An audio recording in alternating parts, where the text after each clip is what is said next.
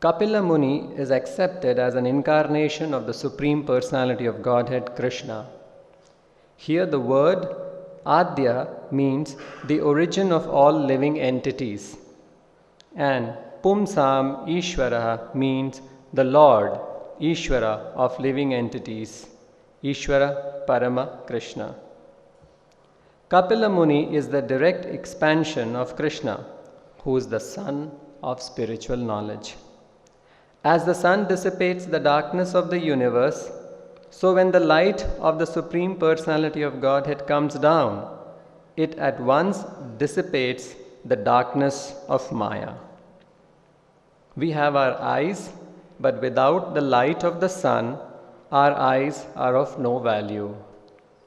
Similarly, without the light of the Supreme Lord or without the divine grace of the spiritual master, one cannot see things as they are. So here in this verse, conversation between Devahuti, mother of Lord Kapila, and Kapila. Kapila expounding on the glories of devotional service.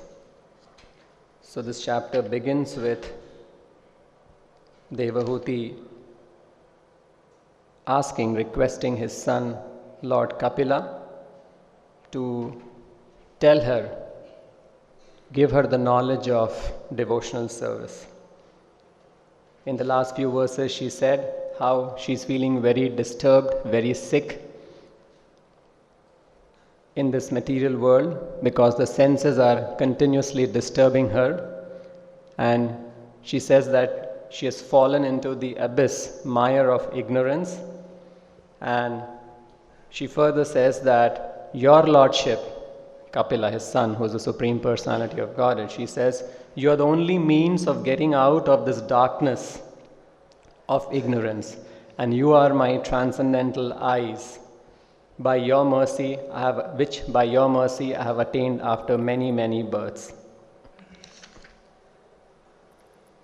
So in the previous verse, Lord Kapila is being compared to as the transcendental eye of Mother Devahuti.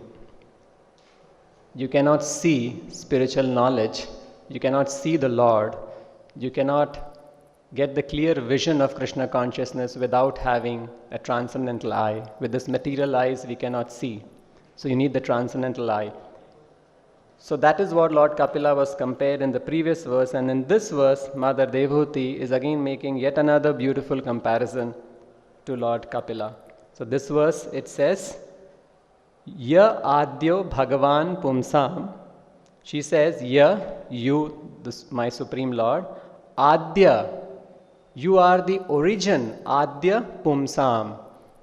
The Supreme Lord is the origin of Pumsam, of all the living entities. And she says, Adya Bhagavan, you are not only the origin of all the living entities, you are also the Supreme Personality of Godhead, Bhagavan. And she further says, Ishwaro Vai Bhavan Kila. Ishwara, you are Bhagavan and Ishwara, both the words she uses. Ishwara means the Supreme Lord, and Bhavan Kila. Bhavan means you, Kila means you are. There's no doubt that you are the Supreme Personality of God. That she is doubly saying it Bhagavan, Ishwara, because he is her son. But although he is her son, she knows that he is the Supreme Personality of Godhead. So twice she says Bhagavan and Ishwaraha. And Lokasya Tamasa Andhasya. Lokasya means he is the Supreme Lord or Ishvara of the entire universe. And what is he doing? The Lord, he has come down as Chakshu Surya Ivoditaha and Tamasa Andhasya. So Chakshu Surya Ivoditaha. So here Prabhupada is very beautifully written in the translation. The Lord is being compared to like the sun, and the sun does what? It dissipates the darkness, right? So just like the sun, which is like the light, dissipates the darkness, in the same way here The Son is the Supreme Personality of Godhead, or knowledge, full of knowledge, and He's dissipating the darkness of ignorance, darkness of Maya. So here Mother Devahuti is comparing His Son, the Supreme Lord, as the sun. In the previous verse as the transcendental eyes, and in this verse as the sun. And Prabhupada writes here, He has arisen to disseminate the rays of sun in order to dissipate the darkness of ignorance. He is disseminating the sun rays to dissipate the darkness. Very nicely in the language Prabhupada has captured it. So, this is the verse. It is talking about the Supreme Lord Kapila disseminating to remove the dense darkness that has spread over the living entities in this material world. And Prabhupada begins the purport by saying, Adya means the origin of all living entities. So Krishna is the origin of not just the human species, of all living entities. Here Prabhupada is specifically, Prabhupada specifically writes of all living entities. If you see many places in the Bhagavad Gita, directly Krishna is saying this, that I am the origin of all living entities. Aham bija prada pita. I am the seed-giving father. In yet another place he says, Bijam mam sarva bhutanam. Sarva bhutanam. He's not just saying the living entity or the human species. Sarva bhutanam means all living entities. That means if all of us are emanations, including the other lower species of life, they are just in a different body, but they're all the same spirit soul. So actually, that way, we are all brothers and sisters. We are all the same children of the same Lord. Just this universal brotherhood, the universal love, can so easily be understood by Krishna consciousness. Krishna is saying, Bijam mam sarva bhutanam, all living entities, all the 84 lakh living species are children of God. So how can one brother engage in some atrocities on his other brother? Then further, we are discussing about Krishna is the origin of all living entities. Krishna is further saying he is not only the father, he is more than the father. He further says, Pitaham asya jagato mata dhata pitamaha. He says, Pitaham, he is the father of the entire Jagat, of the entire world. And not only that, he is the Mata also. So how is Krishna both the father and the mother? Father we understand, Bijam Mam, father gives the seed, and that's how children are born. And we take birth through our mother. Mother is, we get our material bodies from our mother. Now mother is nothing but the material energy, right? Prakriti. And Prakriti is an energy of the Supreme Lord. Krishna says, Maya dhakshena prakriti. Actually, the Prakriti has been created by the Lord, and He is directing Prakriti. So that way, both father and mother is Krishna. And he further says that I am not just the father, mother, Mata, Dhata. He is the Dhata also. Dhata means the supporter or the Karta, or Dhata means everything. Not just the father, mother, I am everything for the living entity. I am the grandfather also. So here Krishna is making it amply clear that He is everything. It is from Him that everything is emanating. Actually, we do not need, Prabhupada gave a very simple example to understand. We do not need these verses. Of course, these verses are there to understand how Krishna is the Adya, as mentioned in this verse, the origin of all living entities. Krishna has sufficiently said it in all the scriptures.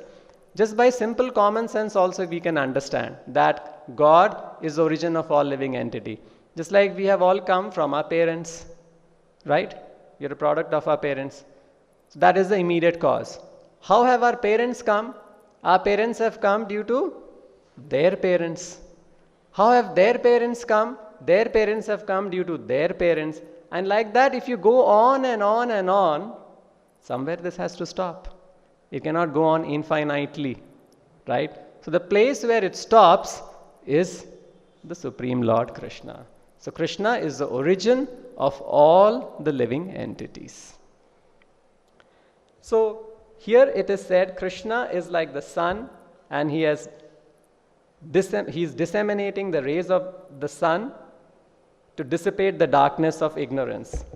In the Bhagavatam we see that Krishne swadhamopagate dharma jnana dibhihi saha kalau nashta drishamesha puranarko adhunoditaha. Krishna, when the question is asked, after Krishna has departed back to his abode, where do we find religion and dharma? So the sages are saying that Krishne swadhamopagate dharma jnana dibhihi saha. After Krishna has departed to the spiritual world, dharma and jnana dibhihi saha. Where is dharma and jnana lying? Puranarko adhunoditaha. It is lying in the pages of Srimad Bhagavatam. In the Chaitanya Charitamrita also it is said the same thing, how Krishna is being compared to the sun. Krishna Surya Saman Maya hoy andhakar. Jahan Krishna, tahan nahi mayar adhikar. Suppose you are Krishna Surya Saman. Krishna is like the sun. Maya hoy andhakar. And Maya is nothing but darkness. So if there is darkness, how do you remove the darkness? Darkness is not something that you have to lift it and remove it somewhere. Just like if you have some impurities, some dirt, you have to throw it outside. No. Darkness is there. If you want to remove the darkness, just bring the light. And what better light than the Supreme Sun? So Krishna Surya Saman Maya hoy andhakar. We just have to bring the sun, Krishna, in our life. If we are in contact with Krishna, then there is no reason we will be in Maya. Maya or darkness are like the modes of passion and modes of ignorance. And if you want to dissipate the mode of, if you want to come out of the mode of darkness, mode of ignorance, you have to bring in mode of goodness. And that mode of goodness can come in when there is light or where there is sun. So if you are in goodness, there is no question of Maya's attack. There is no question of being under the influence of passion and ignorance. So that goodness, we should always be in the mode of goodness, and that is Krishna. And that can happen simply by chanting Hare Krishna. Prabhupada gave that nice example. Just like if you are in touch with fire, if you are near a fire, you will never catch cold, because fire is always giving out heat and light, and that heat and light is sufficient to protect you from catching a cold. In the same way, if you are chanting Hare Krishna, that means chanting Hare Krishna and Krishna, they are non-different. The holy name of the Lord and the Lord, they are non-different. So if you are in contact with Krishna by chanting his holy name, you will have no attack, no material attack. You will be out of ignorance and passion, and we will be in goodness always. The Vedic scriptures, again, this aphorism is there. Tamaso ma jyotirgamaha. Do not, the whole aim of human life is this: do not stay in darkness. Tamoso ma. Tamasa means darkness. Ma means not. Please do not stay in darkness. Jyotirgamaha. Go to the light. But unfortunately, in the material world, people have no idea what is light. Light means the spiritual knowledge, Krishna consciousness. So here in the purport, Prabhupada is writing two things.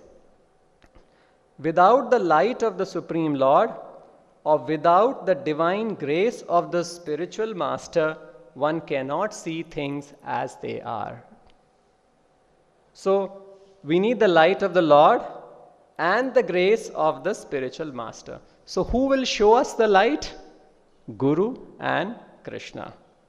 And that verse we chant every day for the Guru. Om Ajnana Timirandhasya Jnananjana Shalakaya Chakshurunmilitam Yena Tasmai Shri Guruvena. Om Ajnana Timira Andhasya. I was born Ajnana. Ajnana means I had no knowledge. By birth, by birth we are all ignorant. And Om Ajnana, further it is describing what kind of ignorance? Om Ajnana Timira Andhasya. Andhasya, Andha means blinded. Blinded by Timira. Timira means darkness. If there is darkness here, even if you have light, you cannot see. right? Suddenly all the lights of this room go off. We will not be able to see one another. So this is the state, this is the position in which we are born. So Om Ajnana Timirandasya Jnananjana Shalakaya. And Jnananjana Shalakaya means, the process of Shalakaya is an instrument, a medical instrument by which you apply ointment to your eyes. So the Guru is one who has opened our eyes with the light of knowledge. He's applied the ointment, or the ointment is referring to knowledge. Chakshu unmilitam yena. He has opened my chakshu, he has opened my eyes with knowledge. Tasmai Shri Guruve Namah. And I offer my respectful obeisances to such a Guru who has given me the knowledge of Krishna consciousness. And Krishna, so we need Guru and we need Krishna. Krishna is also going to give us this knowledge through the different scriptures that he has sent us, Bhagavad Gita, Srimad Bhagavatam. But unfortunately, although we have all these things, why aren't we being able to actually take the help of Guru and Krishna? Because of our material desires, because of our material attachments.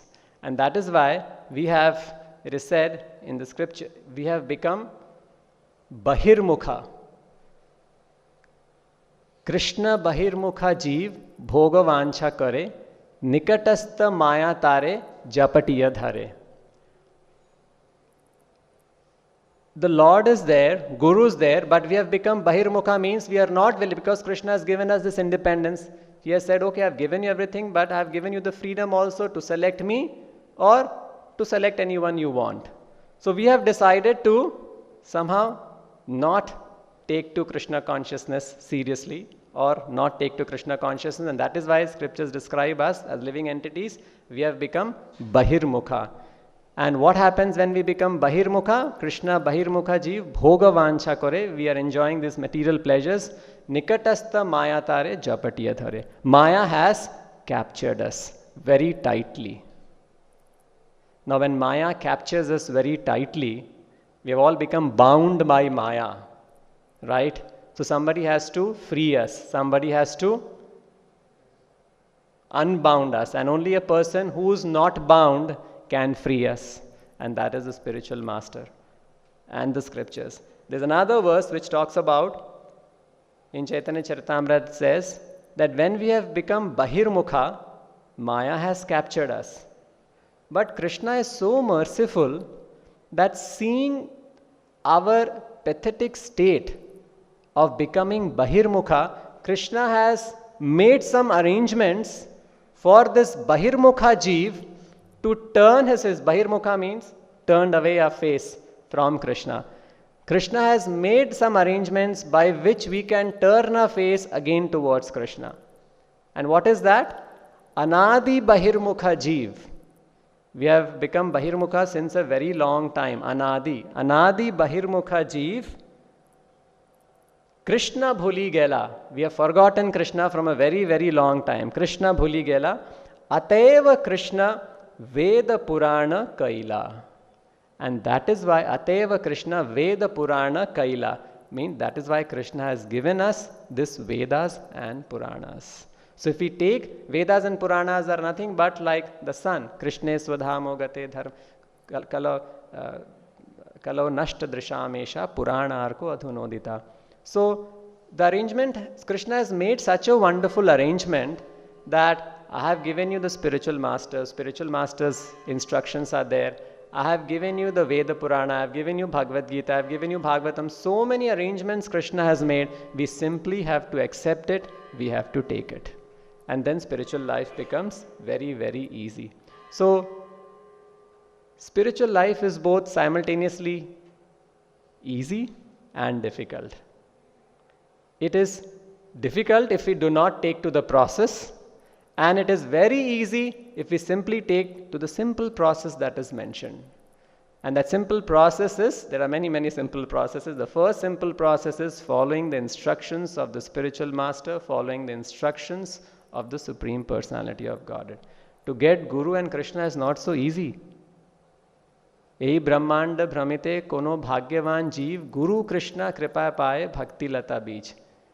Somehow by some by some Bhagwan, by some great fortune, we get this Bhaktilata Beej by the mercy of Guru and Krishna. So we should be, now after having receiving this, we should be very serious to actually follow the instructions of the Guru and Krishna. It is said that Guru and Krishna, every life after life, we get father and mother, right? But every life after life, we will not get Guru and Krishna. Janame janame shab pita mata pai, Guru Krishna nahi mile, bhajo hari bhai. Every living entity, the soul is transmigrating to 84 lakh species of life. Whatever life, whether four-legged, insects, ants, lions, beasts, whatever species of life. Father and mother we all get. And we think father and mother, worship of father and mother, definitely worship of father and mother is very great and we must do that. But scriptures are pointing us to something greater. And that is Guru and Krishna. Father and mother in one level, higher than that is Guru and Krishna. So even an animal species has father and mother. Even an animal species, father and mother have so much of love and affection. Just like the love and affection that our parents have given us, it is existing in all species. Prabhupada, when he was lecturing once in Vrindavan, through one window, one small monkey, baby monkey came in. Because the baby monkey, she was just playing around here and there, and she managed to go through those vertical bars of the window. And she came in, she didn't know how to go out. And the mother monkey was outside. And the mother monkey, the moment she saw that her baby has gone inside the room where so many people were there, she became so exasperated and she became so afraid that now what will happen to my child? And then Prabhupada says we were trying to push the baby monkey out through the window again, but the baby, she has no understanding, there's danger or not danger, nothing she understands, so she's just nicely playing. And the mother she's exasperated, and Prabhupada said we were all seeing it. So she's concerned about the safety, about the protection of her child. So you see how much love and affection is there in all the species and all the 84 lakh species. There is no less love and affection and caring and sharing, which we think to be great qualities in this material world. There is nothing less in the animal society. In fact, there is more. Do you know, a human being, when he dies, we all know that we immediately bury him, right? Or bury him or burn him. A dead body we will never like to embrace, right? Actually, somebody told me this and I couldn't believe it. Then I had to Google it to find it out for myself, and I found it to be true. A monkey's baby, when it dies, the monkey is so attached to its baby that even if it dies, it doesn't want to give up its baby. And you will see some photographs, the dead baby monkey is being carried on the backs of the mother. Somehow the baby monkey has figured out how to, she will go on carrying the dead body of her monkey for about a month with her. And the baby body is completely dried. The monkey is so attached to the baby. Imagine, that means the attachment is even more than the attachment for the human species. That after 1 month of its death also it's carrying. So this is the amount of affection that is existing, love, affection, caring, that is existing in all species of life. And in all species of life, we will be getting father and mother, giving us equal amount of love and affection. But Guru Krishna nahi mile.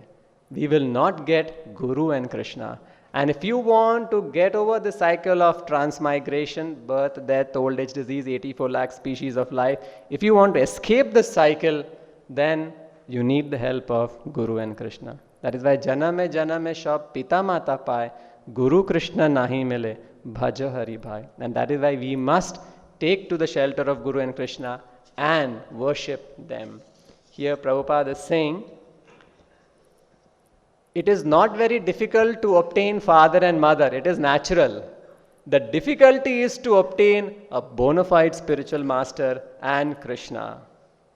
Therefore, Prabhupada writes, it is the duty, it is a foremost duty of the human being to capture this opportunity to come in touch with Krishna.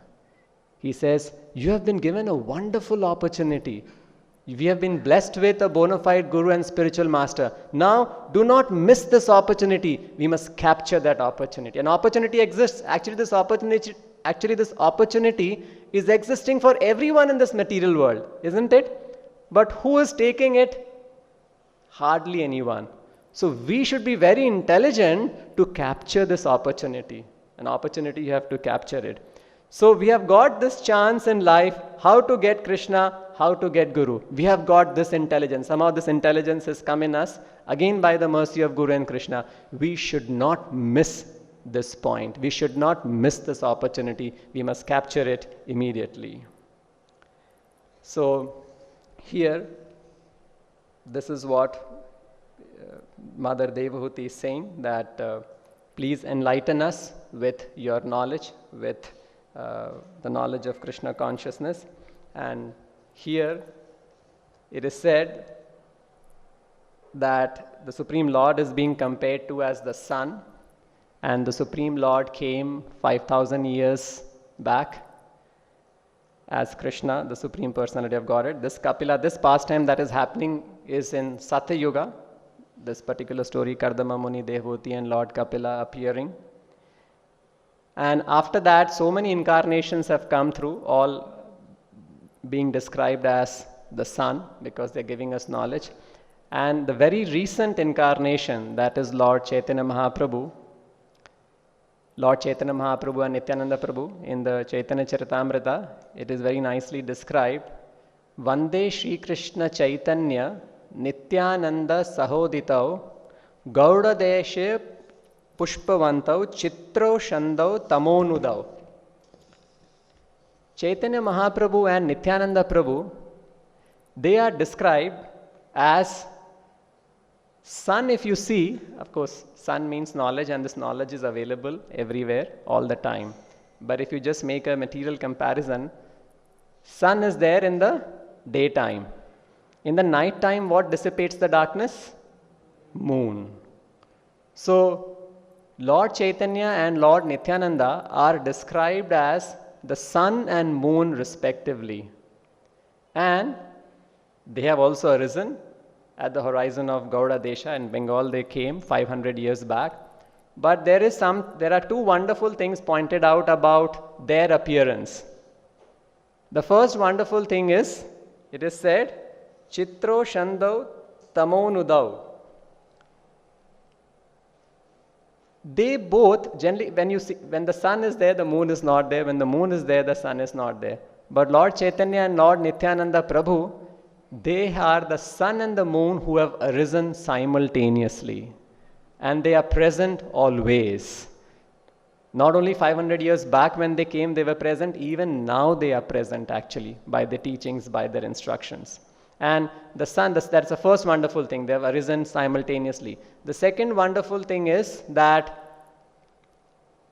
sun and the moon, they dissipate what kind of darkness? They will dissipate the darkness of the external world, right? If you hide yourself inside a room and shut down all the windows and all the light, and it will be dark inside, because the sun and the moon's shine cannot reach inside. That's our unfortunate state of affairs. That's what people in Kali Yuga are. The light is available, but they are not taking to the light, the Krishna consciousness. So the sun and the moon dissipates the external darkness, but Chaitanya Mahaprabhu and Nityananda Prabhu, they are so wonderful that they are dissipating the darkness from the innermost core of our heart. They are disseminating, or they are dissipating the material contamination that is stored deep within our hearts. So that is the wonderful thing that they are doing by their appearance, and that they are doing simply by chanting the holy names of the God. So Prabhupada says that if anyone is chanting the holy names of Lord, in any condition of life, one will never be unhappy. Two places he writes. In one place, Prabhupada is writing, in any condition of life. Any condition of life. Now, you can just imagine the statement, any condition of life. Means it's like complete, everything is included. In any condition of life, one will be happy if he chants the holy name of the Lord. And yet in another place, Prabhupada is writing, in any condition of life, one will never be unhappy if he chants the holy name of the Lord. So, if we want to be happy in any condition of life, we just have to remember to chant the holy names of the Lord. And there is no, without a doubt, we will be happy. You can reflect. If you're chanting, there's no question that we will not be happy. So finally, the goal is what? The goal in life is to be happy, happy in Krishna consciousness. And imagine Krishna has equipped us with something that can be with us 24 hours. That is not dependent on some conditions or someone, some position, some status, some place. Anywhere, anytime, in any place, if we are just chanting the holy name of the Lord, we will be happy. And this is the knowledge that Chaitanya Mahaprabhu and Nityananda Prabhu came as the sun and the moon, and this is what they gave us, and this is what they were propagating. So if we just take shelter of the holy name of the Lord, then everything will be perfect. We'll end here. Granthara Srimad Bhagavatam ki, Srila Prabhupada ki, Nitai Gaur Premanande.